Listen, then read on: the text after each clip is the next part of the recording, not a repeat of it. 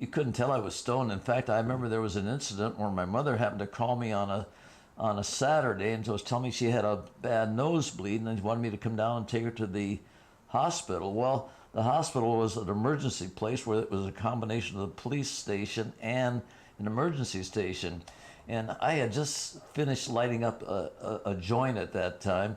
And so I said, well, can't you go to the ambulance? No, she wouldn't go. So I had to drive down, and I was at about as high as I could get at that time.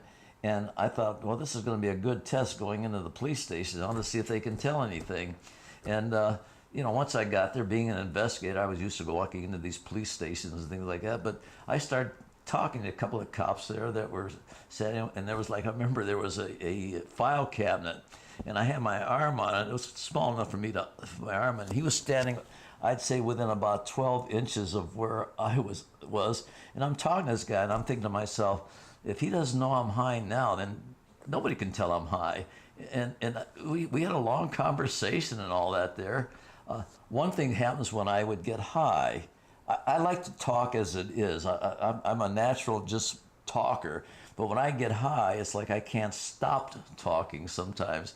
And so I had a good conversation with this man, but it showed me that I could get away with smoking grass and not get arrested. That was the grass back there in I guess it's probably about the 70s, and so the grass just was not that strong. I mean, there were some that was. If you happen to get someone that grew a pretty high THC plant, then you got high. But it was like a guesswork, because there was no place that controlled it like they are now. And these are the ones that I've been using that are really high. I mean,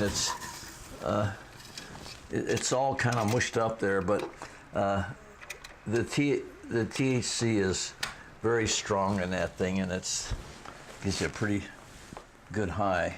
It started when you might say when I was 5 years old. At that time, this was back in the 20s, when these cars were the high type fenders and all that. And I must have been about 4 or 5 at the time. And I got into an accident where I ran across the street and was hit by this car. I was taken to a hospital, and I had what the doctor said was a pretty good-looking black eye, but they didn't check it in those days. I mean, I don't think they had the facilities for checking it. And he says he's got a black eye, he'll be fine. Well, as time went by, I had a lot of problems with my eye. During the World War II, when I went down to enlist to be drafted, I was the first 18-year-old group there, and they cut out all letting you enlist. So I volunteered to be drafted, and I was in the first group of 18 and 19-year-olds that they were taking there. And at the induction station, the guy looked at my glasses and said, "You got a lot of trouble with your eyes?" And I said, "Oh, no."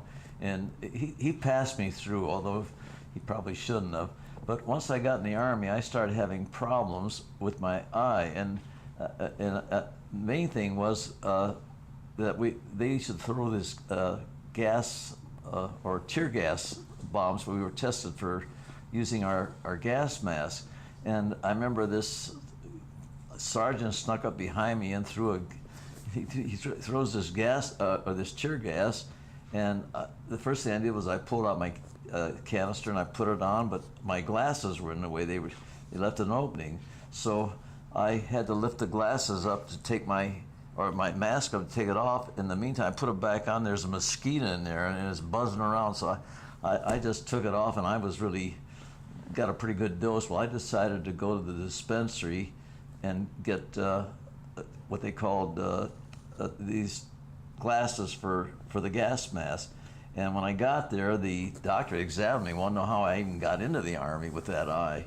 And at that point, even though I had gone through basic training and all that, and I'm considered a veteran of World War II, they discharged me mainly because of my eye.